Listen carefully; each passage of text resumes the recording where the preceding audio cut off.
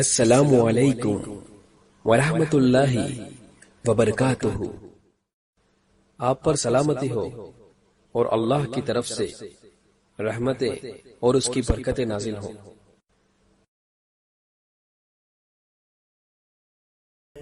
بسم اللہ الرحمن الرحیم۔ السلام علیکم ورحمۃ اللہ وبرکاتہ۔ الحمد للہ وحدہ والصلاۃ والسلام علی من لا نبی بعدہ۔ معزز ناظرین و سامعین، سیرت کی کتابوں میں ایک واقعہ لکھا ہے۔ سیدنا امام حسن رضی اللہ عنہ کی ولادت باسعادت 3 ہجری کو ہوئی مدینہ منورہ میں ماہ رمضان کے اندر۔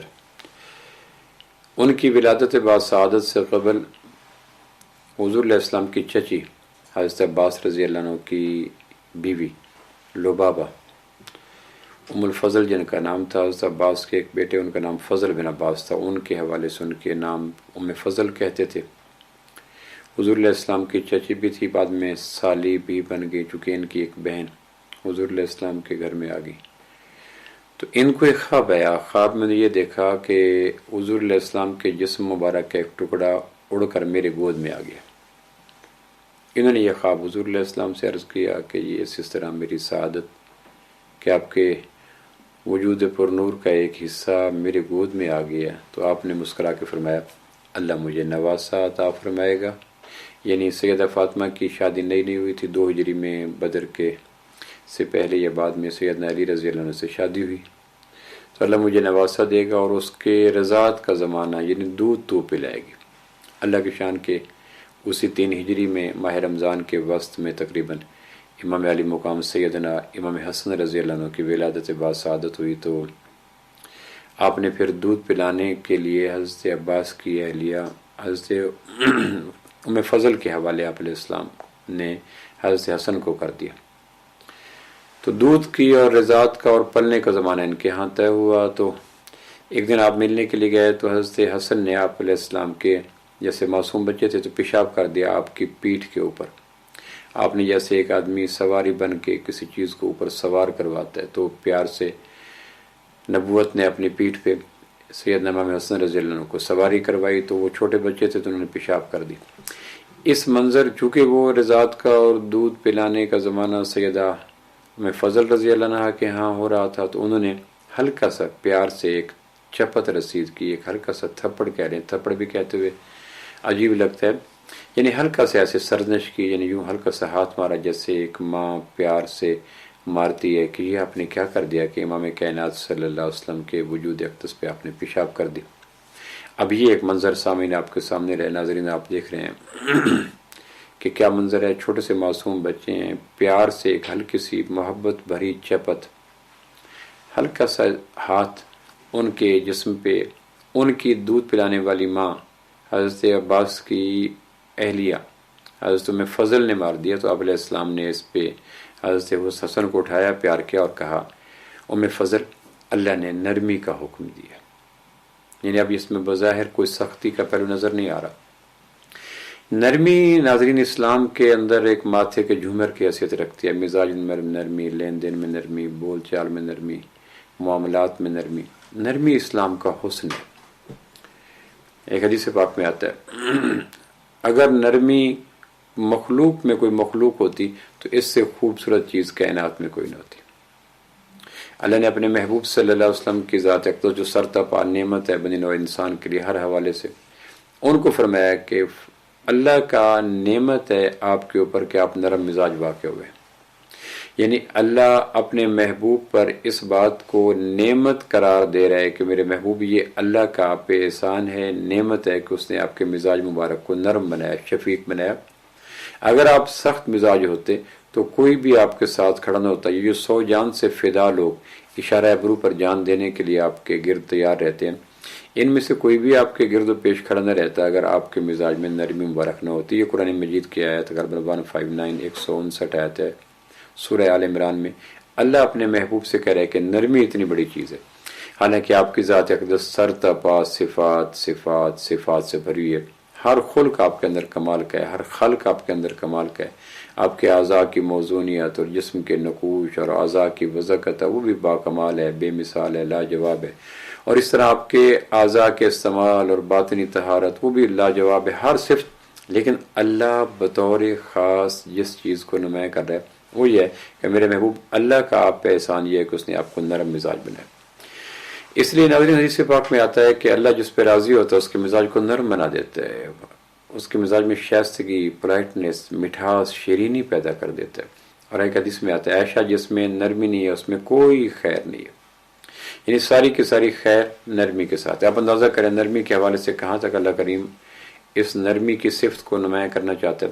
فرعون بدتر انسان ہے، موسیٰ عظیم ترین انسان ہے علیہ السلام اپنے زمانے میں. سیدنا موسیٰ نبی بھی ہیں، رسول بھی ہیں، صاحب کتاب ہیں، اولوالعزم پیغمبروں میں سے آتے ہیں. جو 5 رسول جن کو اولوالعزم کہا گیا ان میں موسیٰ علیہ السلام بھی نام آتا ہے، تورات کے حامل ہیں.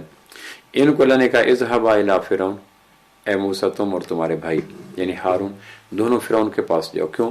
تبلیغ کے لیے، دعوت کے لیے، سمجھانے کے لیے، رشد و ہدایت کے لیے. انہو طغی، وہ ہر قسم کا سرکش ہے، اس کی اعتقادی سرکشی ہے، عملی سرکشی ہے، اخلاقی سرکشی ہے، ذہنی سرکشی، یعنی مکمل سر تپا طاغی ہے، سرکش ہے. اب ایک طرف مکمل خیر ہے، دوسری طرف مکمل شر ہے. ایک طرف ہر حوالے سے معصومیت ہے، دوسری طرف سے ہر حوالے سے قباحت ہے. ایک طرف سے ہر حوالے سے لطافت ہے، دوسری طرف ہر حوالے سے کثافت ہے، غلاظت ہے، قباحت ہے، خباثت ہے. ایک طرف پیغمبر ہے، رسول ہے، دوسری طرف سرکش ہے، باغی ہے، کافر ہے، فرعون ہے. اب کتنا بیچ میں معنوی اعتبار سے ناظرین کتنا بڑا فرق ہے. اس سے پتہ چلا کہ دعوت کا مزاج یہ ہے کہ اعلیٰ ادنا کی طرف جائے. چونکہ موسیٰ علیہ السلام کو اللہ کرے اذهبا الی فرعون، تم دونوں جاؤ فرعون کے پاس، انہ طغی. تو دعوت کا، رشد و ہدایت کا، تبلیغ کا مزاج یہ ہے کہ اعلیٰ ادنا کی طرف جائے، بڑھیا گھٹیا کی طرف جائے، بہتر کہتر کی طرف جائے، بہترین کم ترین کی طرف جائے، اور بلند و بالا انسان کم ترین کی طرف جائے. یہ موسیٰ علیہ السلام کے اندر، اور یہ تشکیل اللہ رب العزت کر رہے ہیں کہ موسیٰ تم اور تمہارے بھائی علیہم السلام دونوں اس آدمی کے پاس جاؤ جو سرکش ہو چکا ہے، باغی ہو چکا ہے اور کمال خباثت کا مجسمہ ہے. پھر کیا کہنا ہے؟ تو اللہ نے یہ کہنے سے پہلے کہا ہے. کہنا کیسے ہے، کیا کہنا ہے، یہ بعد میں ہے. اب آپ اس سے اندازہ کریں، یعنی موسیٰ علیہ السلام کو اللہ کریم کیا کہنا ہے یہ بھی نہیں بتایا، لیکن کیسے کہنا. فقول لہ قولا لینا، موسیٰ بات نرمی کے ساتھ کرنا. اب کس کو کہا جا رہا ہے، کس کے لیے کہا جا رہا ہے؟ اب جب ہمارے ہاں مناظرے ہوتے ہیں ناظرین، آپ نے دیکھا ہوگا دیوبندی کا بریلوی سے، وہابی کا دیوبندی سے مناظرے چلتے رہتے ہیں، تو مناظروں میں لہجہ ہوتا ہے، انداز ہوتا ہے، گالی گلوچ ہوتی ہے، سرخی ہوتی ہے، خون کی تلخی ہوتی ہے، منہ سے جھاگ ہوتی ہے، لہجوں کی شدت ہوتی ہے، اور تانے ہوتے ہیں، اور تنقید ہوتی ہے، اور زبانی گفتگو ہوتی ہے. یعنی یقین جانے میں نے ایک مناظرہ دیکھا، وہ اللہ کے شکر کے تھا، وہ اس پہ نیٹ پہ تھا، اس لیے وہ ان میں سے کوئی مناظر میری طرف آ نہیں سکا، ورنہ اگر لائیو مناظرہ ہوتا تو میری خوف سے جان نکل جاتی. اندازہ کریں کہ چھوٹے چھوٹے اختلافات کیا، وہ کہتے ہیں یہ افضل ہے، یہ غیر افضل ہے، یہ پہلے زمانے کا عمل ہے، یہ بعد کے زمانے کا عمل ہے، یہ منسوخ ہے، یہ ناسخ ہے. یہ اختلاف ہے، اور اس کی بنیاد پر لہجہ اتنا کڑوا ہوتا ہے، اتنا تلخ ہوتا ہے، بات اتنی شدت والی ہوتی ہے، الفاظ اتنے کرخت ہوتے ہیں کہ اگر وہ لفظوں کو جان آ جائے، لہجہ کسی مادی وجود میں ڈھل جائے تو اتنی قباحت، اتنی غلاظت، اتنا تعفن اس لہجے سے ہے جو ان علماء کے بیچ میں مناظرے کے دوران یا مناظراتی گفتگو میں استعمال ہو رہا ہے، جو اپنے تئیں یہ دعویٰ کرتے ہیں کہ ہم نبیوں کے وارث ہیں. اب نبیوں کے وارث کو نبیوں کی وراثت میں کیا لینا چاہیے؟ تو فقول لہ قولا لینا، اے موسیٰ بے شک وہ فرعون ہے، اور طاغی ہے، اور سرکش ہے، اور باغی ہے، اور نافرمان ہے، اور کرپٹ ہے، اور بے حیا ہے، اور اعتقادی کافر ہے. یہ میرا اس کا معاملہ ہے، لیکن اس جیسے کافر کے ساتھ آپ جیسے پاک لوگ کی بات بعد میں ہوگی، لہجہ پہلے ہوگا. فقول لہ قولا لینا، بات نرم کرنا، لہجہ نرم اختیار کرنا. چونکہ نرمی ناظرین فوار کی طرح ہوتی ہے، اور سختی موز اور آندھیوں کی طرح ہوتی ہے، یا موز اور برسات کی طرح ہوتی ہے، اور برسات بڑے بڑے گھروں کو بہا کے لے جاتی ہے. ہلکی ہلکی بوندا باندی پودوں کے لیے اور نباتات کے لیے ایک جان کا باعث بنتی ہے، حیات نو کا باعث بنتی ہے. تو موسیٰ علیہ السلام کو یہ کہا گیا اب میرے اور آپ کے درمیان، میرا اور بچہ جو ہے اس کے درمیان سمجھانا، اور میرا اور دوست ہے، میرا اور محتاط ہے، میرا اور قریبی رشتہ دار ہے، میرا اور فلاں، اس کے سمجھانے میں اور اس کے نافرمانی میں اتنا فرق نہیں ہے جتنا موسیٰ کلیم اللہ علیہ السلام اور فرعون لعنت اللہ علیہ ان کے درمیان میں جو فرق ہے، اتنا فرق میرے اور ان کے درمیان نہیں ہوتا جو مناظرے ہمارے ہوتے ہیں. ہمارے ہاں کبھی آپ اینکر پرسن دیکھیں جو مختلف سیاسی اداکاروں کو بلایا ہوتا ہے، جو ایم پی ایم این اے کے نام پر یا سیاسی قائدین کے نام پہ ہوتے ہیں، اس قدر رف لینگویج اور اس قدر خوفناک لینگویج اور اس قدر مزور الفاظ ان کے ہاں ہوتے ہیں کہ اگر انگارے ان کے بس میں ہو تو انگارے برسا دیں، شعلے برسا دیں، آگ برسا دیں۔ تو ہمارے معاشرے کو ناظرین جو چیز چاٹ گئی، آپ نے دیکھا ہوگا گرمی کے موسم میں جب ٹمپریچر 45 اور 50 پہ چلا جاتا ہے تو ساری کونپلیں مرجھا جاتی ہیں، ساری شاخیں جل جاتی ہیں، پودے زور لگا کر زمین سے تنوں کے اوپر جڑوں سے پانی نکال کر شاخوں کی چوٹی تک پہنچا دیتا ہے، لیکن منہ زور باد سموم اور گرم ہوائیں اور لو کے تھپیڑے ان ننی منی کونپلوں کو جلا کے راکھ کر دیتے ہیں۔ ہمارے لہجے بھی اس وقت کچھ باد سموم سے ملتے جلتے ہیں یا اس سے کچھ زیادہ ہو گئے ہیں۔ ساری ہریالی ختم ہو گئی ہے، شادابی ختم ہو گئی ہے، شگفتگی ختم ہو گئی ہے، محبت ختم ہو گئی ہے، پیار ختم ہو گیا، اور بات بات پہ کاٹ کھانا عام ہو گیا۔ تو نرم لہجہ، نرمی کائنات کا سب سے حسین ہے۔ اگر انسانوں کو، اس لیے حدیث پاک میں آتی ہے جس چیز میں نرمی آتی ہے اس کو حسین بنا دیتی ہے، اور جس چیز میں سختی آتی ہے اس کو بدصورت بنا دیتی ہے۔ آپ کبھی دیکھ لیں کہ نرم مزاج لوگوں کے ساتھ رہنا کتنا آسان ہوتا ہے اور سخت مزاج لوگوں کے ساتھ چلنا کتنا مشکل ہوتا ہے۔ اقبال کہتا ہے کہ ہجوم کیوں ہے زیادہ شراب خانے میں، فقط یہ بات کہ پیر مغاں ہے مرد خلیق۔ یعنی آپ اندازہ کریں، وہ کہتے ہیں شراب ہے، شراب خانہ ہے، میکدہ ہے، خباستوں کی جگہ، الخبائث فروخت ہو رہی ہے شراب، لیکن وہاں ہجوم کیوں زیادہ ہے اور مسجد میں ہجوم کم کیوں ہے؟ اقبال کہتا ہے، وہ کہتا ہے بے شک وہ اس کے پاس الخبائث ہے جو دماغ کو خراب کر دیتی ہے، معدے کو برباد کرتی ہے، اخلاق کو برباد کرتی ہے، انسان کو ارذل اور ذلیل کر دیتی ہے، لیکن رش اس کے باوجود کیوں ہے؟ فقط یہ بات کہ پیر مغاں ہے مرد خلیق، وہ جو پلانے والا ہے اس کے لہجے میں نرمی ہے، خلق ہے، محبت ہے، پیار ہے، سافٹنس ہے، اس کے لہجے کی نرمی کو سامنے رکھ کر آنے والے رند اس کے ہاتھ سے آگ بھی پی لیتے ہیں۔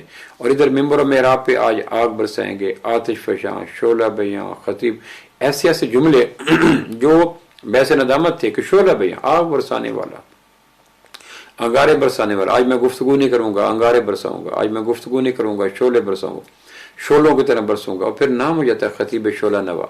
تو جس چیز میں نرمی نکل جائے، اچھا نرمی کے لیے قرآن مجید کی ایک اور مثال میں آپ کو سمجھ کرتا ہوں۔ لقمان حکیم کی صورت جناب منصوب صورت ہے سورہ لقمان، اس میں 5 آیات ہیں جس میں لقمان حکیم نے باتیں کی، باقی اور باتیں بھی ہیں، وہ کمال کے مضامین ہیں۔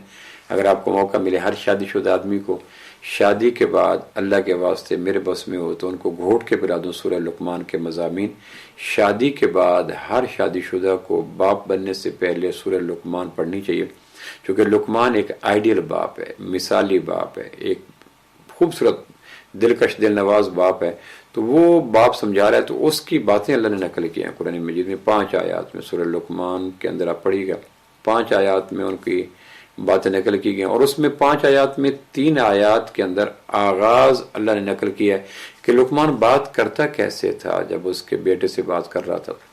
لقمان نبی ہے یا ولی کامل ہے، اس میں 2 رائے ہیں، غالب رائے یہ ہے کہ وہ ولی کامل ہے، بعض مفسرین نے بعض وجوہات کی بنا پر ان کو نبی بھی لکھ دیا۔ خیر یہ ہمارا موضوع نہیں، لیکن آپ اندازہ کریں کہ اس اتنے مرد صالح جس کی کوٹیشن کو اللہ نے قرآن کی زینت بنایا اور قیامت تک کے لیے چلایا، اور ایسی کتاب میں رکھی ان کی کوٹیشنز اور باتیں جو قیامت تک پڑھی جانی تھی، اس میں 3 آیات میں 5 آیات میں جو لقمان حکیم کی باتیں، اس میں 3 آیات میں لقمان کے لہجہ یا بنیا لا تشرک باللہ، یا بنیا اقم الصلاۃ، یا بنیا انہا ان تک مثقال حبہ من خردل۔ تو 3 آیات کا آغاز اللہ نقل کرتا ہے کہ لقمان بات بڑی محبت سے کرتا تھا، نرمی سے کرتا تھا، اور لہجے میں بڑی نفاست تھی، تواضع تھی، انکساری تھی، پیار تھا، اور اس میں لچک تھی، اس میں یعنی آپ یوں سمجھیں کہ اس میں شبنمی پھوار تھی، اور اس میں چاندنی تھی، اور اس میں نگت تھی، اور اس میں شیرینی تھی، اور اس میں شہد پنا تھا، یہ جتنی بھی چیزیں ملا دی جائیں، یعنی وہ یا بنیا کی شیرینی اور محبت پھر بھی زیادہ بڑھ جاتی ہے۔ تو ناظرین میں اور آپ کوشش کریں اللہ کے واسطے اپنے لہجوں میں، اپنے جملوں میں، اپنے معاملات میں نرمی لانے کی کوشش کریں۔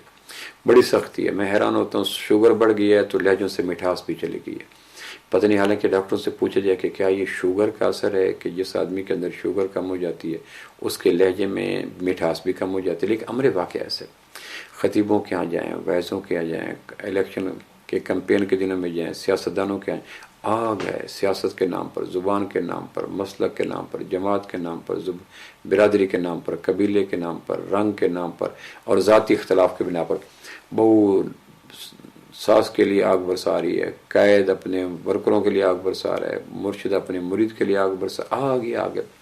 تو نرمی کو رواج دیا جائے، نرمی اللہ کا حکم ہے، نرمی نبی رحمت کی سنت ہے، نرمی صالحین کا شعار ہے، نرمی مرد کا تر امتیاز ہے، نرمی مرد کا تو امتیازی نشان ہے۔ اس لیے تو قرآن مجید نے مرد کو حق کے طلاق دیا کہ مرد نرم مزاج ہوتا ہے اور اپنے پر کنٹرول کر سکتا ہے، لہجہ ہارش نہیں ہوتا۔ تو نرمی کے سب سے مستحق کون ہے؟ تو میں کہا کرتا ہوں نرمی کے سب سے مستحق 4 طبقات ہیں، والدین نرمی کے مستحق ہیں، بیوی بچے نرمی کے مستحق ہیں، اور ہمسائے نرمی کے مستحق ہیں، اور رشتہ دار غلام اور نوکر نرمی کے مستحق۔ ان کو زیادہ، چونکہ ان سے واسطہ زیادہ پڑتا ہے، ہر وقت بیوی بچوں سے واسطہ پڑتا ہے، ہر وقت بوڑھے ماں باپ سے واسطہ پڑتا ہے، ہر وقت ہمسایہ سے واسطہ پڑتا ہے، اور آدمی کہیں نہ کہیں نوکر رکھتا ہی ہے، تو نوکروں سے تو ان 4 کے ساتھ نرمی زیادہ حقدار ہیں۔ اگر میرے اور آپ کے لہجے میں نرمی آ گئی تو کتنی ایسی ڈپریشن ہیں اور بیماری ہیں اور ہارٹ۔ میں رات ایک ڈاکٹر کے پاس بیٹھا تھا، ہارٹ اسپیشلسٹ تھے، کہنے کہ پروفیسر صاحب اگر لوگوں میں نرمی آ جائے تو ہمارے یہ FIC اور یہ جو جتنے بھی دل کے اسپتال ہیں اس میں پیشنٹ کم ہو جائیں، لوگوں میں اگر نرمی آ جائے۔ آگ برس رہی ہے، حبس کا مہینہ ہے، گھٹن ہی گھٹن ہے، خزاں بہار میں بدل جاتی ہے، موسموں کی گھٹن تازہ ماحول دے دیتی ہے، لیکن ہمارے لہجے کی گھٹن اور لہجے کی تلخی اور لہجے کی ترشی اور لہجے کی محبت کا ختم ہونا یہ کم ہوتا چلے۔ استاد آگ برسا رہا ہے، مرشد آگ برسا ہے، تو اس کی کوشش کی جائے ناظرین، شعوری طور پر کوشش، اور گھر سے آغاز کیا جائے، والدین سے آغاز کیا جائے، ہمسایوں سے آغاز کیا جائے، ملازمین سے آغاز کیا جائے، یہ زیادہ حق رکھتے ہیں۔ تو آپ علیہ السلام فرمایا کہ نرمی جس میں آگے، نرمی ہر خیر کے تالے کی چابی ہے، اور سختی ہر خیر شر کے تالے کی چابی ہے۔ سخت کے قریب کو نہیں ہوتا۔ جس میں نرمی چلی گئی، حدیث پاک میں آتا ہے اللہ جس پہ راضی ہوتا ہے اس کو نرم مزاج عطا کرتا ہے۔ آپ فرمایا یمن والے بڑے اچھے ہیں، پوچھا گیا کیوں؟ کہ نرم مزاج ہیں۔ یمن والوں کی تعریف کی بنیاد بتائے گی، نرم مزاج ہیں، گفتگو میں نرم رکھتے ہیں۔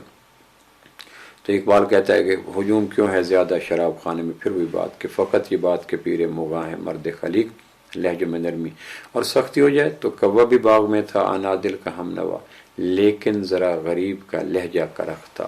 اسی باغ میں بلبل بھی ہوتی ہے، کوا بھی ہوتا ہے۔ کوے کو جو چیز مرواتی ہے، گدھے کو جو ان انکر الاصوات لصوت الحمیر کہا گیا، اس میں سبب کیا ہے کہ گدھے کی آواز میں سختی ہوتی ہے، کاٹ ہوتی ہے، طنز ہوتا ہے، اور ایسے چیر پھاڑنے والا آواز ہوتی ہے۔ اس کو نگاہ بلند سخن دل نواز جہاں پر سوز، یہی ہے رخت سفر میرے کارواں کے لیے۔ اقبال کہتا ہے نگاہ بلند ہو، سخن میٹھا ہو، جہاں پر سوز ہو۔ یہ چیزیں ہیں جو کسی انسان کو بلندی پہ لے جاتی ہیں۔ ہاں، بات میں تلخی صحیح، اونچا نہ بولا کیجیے۔ ایک ذرا سی بات پہ شیشے میں آ جاتا ہے بال، بات میں تلخی صحیح، اونچا نہ بولا کیجیے۔ آئیے ایک نئی زندگی کا آغاز کریں، لہجوں کو شیرینی دیں، لہجوں کو ملائمت دیں، لہجوں کو نفاست دیں، لہجوں کو شائستگی دیں، لہجوں کو مٹھاس دیں، لہجوں کو شبنمی رت دیں، لہجوں کو کلیوں کا مزاج دیں، لہجوں کو پنکھڑیوں کی رت دیں، لہجوں کو تتلیوں کے پر دیں، لہجوں کو جگنوں کی چمک دیں، لہجوں کو برستے ہوئے رمجم بادلوں کا مزاج عطا کریں، لہجوں کو پاکیزہ بنیں، نرم بنیں۔ جس دن یہ ہونا شروع ہو گیا، ہماری اہلی زندگی بھی اچھی ہو جائے گی، ہماری معاشرتی زندگی بھی اچھی ہو جائے گی، ہماری داخلی زندگی بھی اچھی ہو جائے گی، ہماری خارجی زندگی بھی اچھی ہو جائے گی، سارے کام اچھے ہونے شروع ہو جائیں گے۔ اللہ کریم اپنے فضل سے، اپنے کرم سے مجھے اور آپ کو نرم مزاج بنائے، سختی دور کرے، اور معاشرے میں نرمیوں کو عام کرنے کا مزاج بنائے۔ اللہم صلی علی محمد وبارک وسلم۔ السلام علیکم ورحمۃ اللہ وبرکاتہ۔